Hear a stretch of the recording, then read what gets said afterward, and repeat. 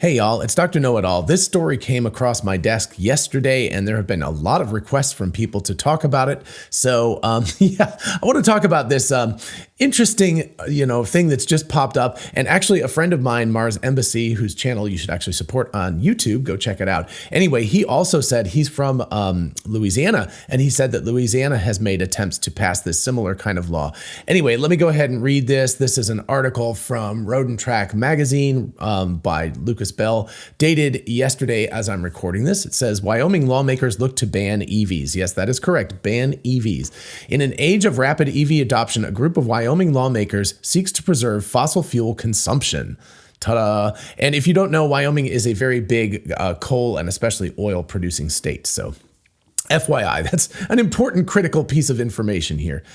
So a group of Republican lawmakers in the Wyoming state legislature has put forward a proposal that would see a ban on sales of new electric cars in the state by 2035. So basically they're flipping the script here, right? Everything else, including like the EU and even the United States, has started thinking about this, but there's a lot of places that have basically said no more gas cars by 2035. So they're essentially flipping the script here and saying no more EV cars in our state by 2035. The proposal comes in stark opposition to the number of similar bans on the sale of internal combustion or ICE powered vehicles taking place here in the United States and abroad.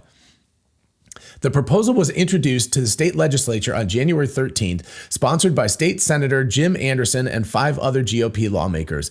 The legislation argues that the widespread adoption of electric vehicles will create serious financial problems for the state. The lawmakers make specific reference to the importance of the fossil fuel industry in Wyoming and how internal combustion vehicles have allowed for economic growth through interstate commerce. Language in the bill argues that the lengthy highways in the sparsely populated state, combined with a lack of electric vehicle charging infrastructure, deems the vehicles entirely impractical. So that's interesting because, of course, they're legislating something that the economics of the state would dictate instead, which is an interesting little thing, right? If it's impractical, then nobody's going to buy it and it won't fly in that state. So it's interesting you're trying to legislate something that should be done by the basics of capitalism in that case. But anyway, continuing on. Phasing out the sale of new electric vehicles in Wyoming by 2035 will ensure the stability of Wyoming's oil and gas industry and will help preserve the country's critical minerals for vital purposes. The proposal reads, the bill states that residents and businesses in Wyoming would be warned against purchasing EVs ahead of the ban taking place. According to The Hill, there are currently 15 states that have moved to ban IC vehicles by that same 2035 date, including populous states like New York and California. The final clause of the bill actually requests that a copy of the document be sent to California Governor Gavin Newsom, who has been a staunch advocate for such a mandate in his state. A copy would also be sent to Vice President Kamala Harris and House Speaker Kevin McCarthy. So that's the end of the article. And just really quickly here, I want to point out Wyoming's population as of 2023. So the most current data we have is 580,817 people. So that's the entire state's population, right? And just for reference here, Atlanta's population as of right now, the latest that we have, is 6,106,000 people. So the city of Atlanta is approximately 10 times the entire population of Wyoming. So essentially what we're looking at here is kind of a nothing burger, right? So they've put this forward and apparently, but the deal is they've put this forward. If they pass it, nothing happens. But if they can get a state like New York or especially California or something to buy into this and actually create a law, that actually would make a huge difference, right? It's really, it's an interesting little wrinkle on things. In my mind, what they're looking at here is they're looking at, it's like a vanity bill. There are bills that people put forward, that governments put forward just to look good, or certain parties within governments, I should say. So they don't expect a bill like that to pass, but what they can do is they can kind of wave their arms around and make a lot of noise about that. And that's more or less what they're looking to do. That would be my guess with what they're trying to do here. Now, of course, the issue is that if a more populous state decided to do this, then we actually could be looking at a really interesting, problem in terms of tension between different industries. So, how are we going to come down about this? If this is a vanity bill, then Wyoming is a state that is just crazy enough. It's a very, very, very conservative state. It's just crazy enough that they might actually go ahead and pass it. I would bring up Brexit as an antecedent to this, or an analog to this. I think a lot of the people who brought forward the Brexit bill for the United Kingdom did not expect it to pass. They thought that what they would do is stir up a bunch of controversy and a bunch of, support for their point of view without going to the extreme step of actually leaving the European Union. What happened instead was that they actually did leave the EU, and, the UK's economy, as far as I understand it, has been in kind of a free fall since then. It's been a really disastrous move on their part. So this is one of those things where if Wyoming and or some other state, if it's California, that's going to be a whole different ballgame. But, most states, if they pass this, what they're going to do is put themselves in a situation like the United Kingdom with Brexit. They're going to explicitly be denying the economic advances and technological advances of the rest of the country and the world. And so what they could end up doing is just basically shooting themselves in the foot, right? They could be left behind. Here's an interesting question. Let's say that Wyoming actually does pass this. They've got a state, I love all this stuff here. They've got a state that basically has a 500,000 people in it, more or less. That state, that is not enough people buying cars, right? If you figure 1 out of every 2 of those, and that's really generous because a lot of them are children. But if you say that they're purchasing 250,000 vehicles, and then maybe they're only purchasing a fifth of that every year. So again, generously, we could be looking at 50,000 vehicles a year being sold in the state of Wyoming. And I think that's pretty generous. It's probably a lot less than that. Who cares, right? What ICE car company is going to produce that many vehicles just to satisfy one state that says that they won't do that, right? So what could happen is the entire world could move to EVs, and then you have a state that says you can't buy EVs in this state, but there are no more internal combustion engine vehicles to purchase because nobody makes them anymore, because a couple of 100,000, 50,000, 100,000, 150,000 of these vehicles, that's not an economic thing that you can win. Nobody's going to produce vehicles for that few sales.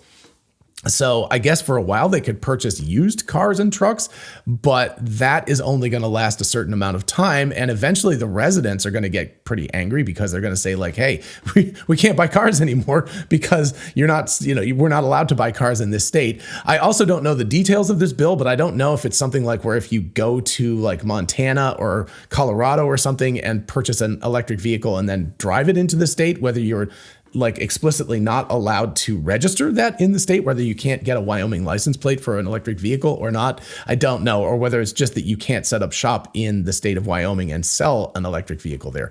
So, there are ways to get around that if it's one of those things, because again, Tesla is in that situation with, direct sales to consumers. There are states, including Texas, where you're not allowed to purchase a Tesla in the state. And so what you have to do is officially buy it in like another state, right? You have to purchase it at a neighboring state. And with Texas, that's a big state. And then you have to pay shipping fees to bring it back into the state, or you have to drive to the other state and pick it up yourself and drive it back in. But once you've purchased it elsewhere, you can still register it in the state. So there's goofy things like that. So there are laws like that. But if Wyoming really wants to move forward with this, they are taking a serious chance with their economy. I do understand, again, I just did a video yesterday or 2 days ago about how so many people are worried about their jobs with AI taking over. This is a similar sort of situation. You've got a state that's mostly ranching and oil and gas, and that's what they are. That's the primary economy of the state, and some tourism, of course, with Yellowstone and Grand Teton. But a large portion of their economy is based on fossil fuels. And if those things disappear, if there's less of a need for that, their economy could disappear as well. And so I understand the concern that they have, but I think they need to start thinking about the future rather than the past. You can't hold on to the past. You can't just grab on and say like, no, things can't change. I'm not going to let them. Things still will change. It doesn't matter what you say. So I think they need to be looking at ways to diversify their economy and to potentially use fossil, not fuels, but fossil things, right? We still need plastics. We still need a lot of other things. So there's plenty of other directions that the state of Wyoming could go, utilizing what they already have industrially there. So This is a very backwards looking kind of bill. And if Wyoming passes it, they're just shooting themselves in the foot. If a large state like New York or, California, which would be kind of unbelievable because there's EV manufacturing going on there, for example, in Fremont. But if they did something crazy like that, then we could be looking at the United States being in the same spot as the state of Wyoming, right? We could be looking at the United States shooting themselves in the foot because, again, you don't want to be working with an old technology that is destined for the cemetery. That's what's going to happen.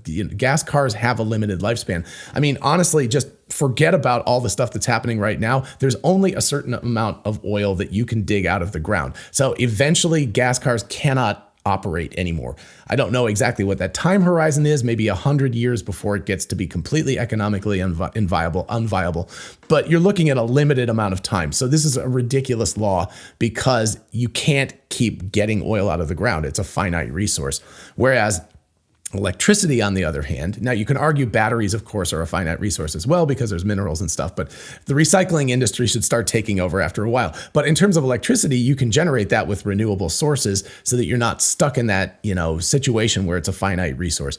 So anyway, if the state of Wyoming does this, good for them. I don't know what exactly they're going to get out of that, but basically they're just going to shoot themselves in the foot economically.